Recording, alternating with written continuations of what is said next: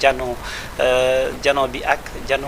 ñu ci ànd ak nga xamante ni mooy Père Mayebe di honorable député bokk ci parti bi di Pastef mais également de coordinateur Maggi Pastef alors honorable ñu ngi lay ziar li wax ni kontaan nañ ci seet bi ñu seet si. di nuyu internautes yëpp incha allah nu nar a waxtaan ak yéen dans toute l' actualité incha allah. sama laaj bu njëkk Thierno Alassane Sall sànq si point de presse am wax na ñëwaat na en tout cas pour la énième fois ci l' affaire Azer nee na bu ci cour suprême décidé wul lu leer dafay jël dem jéebaane nga xamante ni moom mooy état bu Sénégal foofu ca Espagne. voilà xam nga sur ce plan il faut que nit ñi di xalaat Thierno Alassane de droit soulevé na un problème wax ci coow jàppal bàyyi mais ka mu doon waxal le directeur de l'ASER invité que à un débat public kaay nga toog ma toog sénégalais yi toog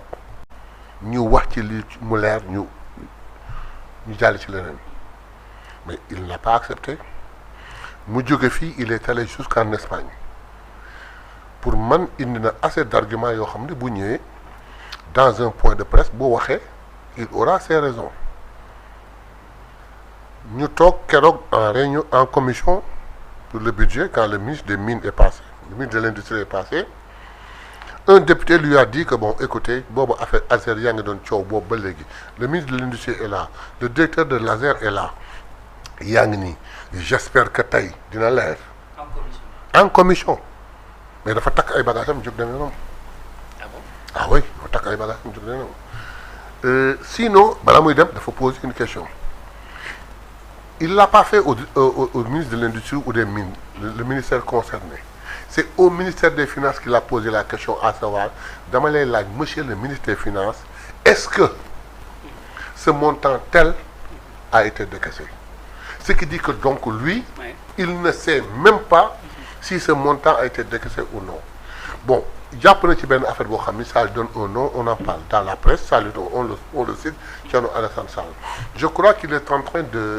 d'utiliser l'expression de Wade un politicien doit vivre on doit parler de lui en bien ou en mal mais il faut qu'on parle de lui je crois que stratégie boobu la utiliser mais ça ne le mènera nulle part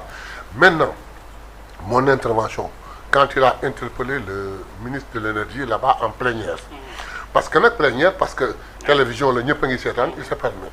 il a demandé des explications au ministre man quand j'ai pris la parole j'ai dit au ministre ne le réponds pas parce que il a déposé une plainte au niveau du tribunal Azer a déposé une plainte au niveau du tribunal l'affaire va se régler au tribunal pourquoi venir demander au ministre des explications le ministre expliqué wul du ko expliquer mais les Sénégalais en fait l'affaire est suspendue non l'affaire est suspendue au niveau de la justice par son fait na ko xaar il n'a plus à demander quoi ça s'il l'avait pas fait et qu'il demande au ministre des explications le ministre peut le expliquer pour le bien commun ñëpp dégg ko mais là doo dem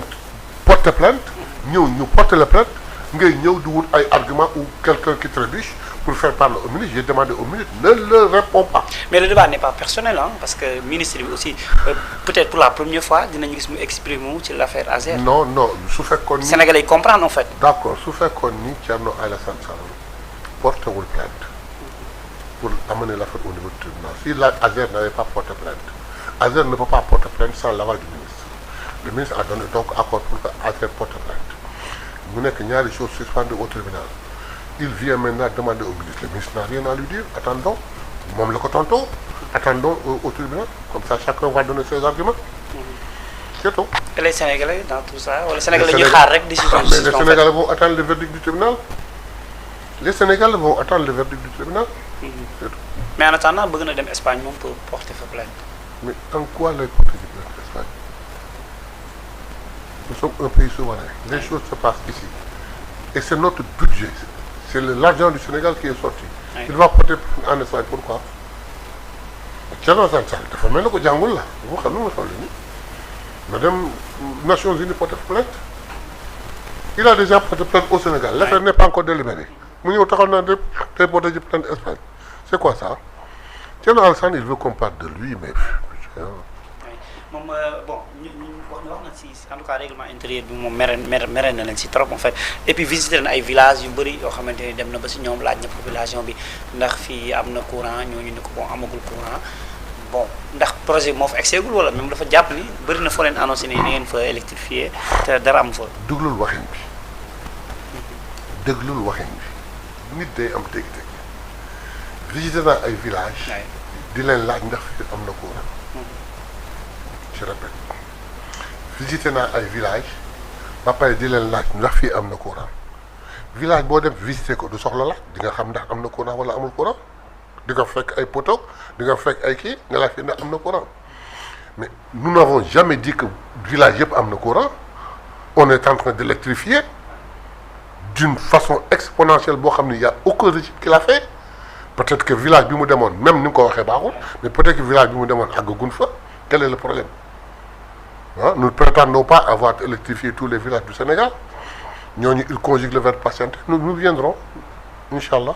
d'accord voilà bon Mame Mbaye Niang démb dafa def benn sortie bon di répondre Ousmane Sonko parce que dafa doon tudd sax turam ci interview bi lu bari bay wax ni ay 200 millions yi moom ala kulli haal dina ko fay te dina ko topp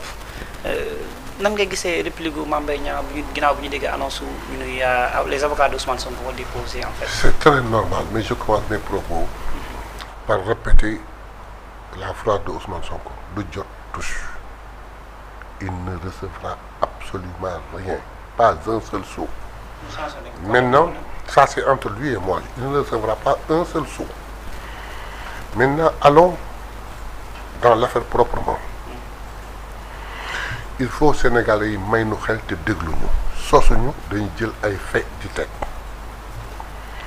Ousmane Sonko toog na di def conférence de presse di wax ba naan ñii di rëy làmmiñ ku ci mel na Mame Mbaye Niang et il fait un lapsus en disant IGE au lieu de IGF dañ ko épinglé dans un rapport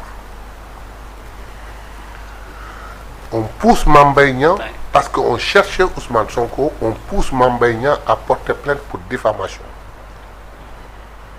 Tu sais pourquoi? Parce que techniquement et juridiquement, ils ont analysé ces propos, c'est une affirmation, c'est une accusation. Te xam nañ ni le rapport en question n'est pas encore public. Par conséquent, Ousmane Sonko ne devrait pas être censé voir ou avoir ce rapport. Ils ont demandé à Mame Mbaye Niang de porter plainte. Ousmane Sonko avait le rapport mais bi ñu waxtaanee seen biir ñu ni bu fa ñëwee nag au tribunal li ko mën a génnee ci diffamation bi mooy mu présenter le rapport mais bu présenter woon rapport bi lu gën a garaaw am te lu dàq li ñuy wut ñoom mooy recel de documents administratifs il a préféré laisser le jugement conduire et garder sa dignité, garder son rapport.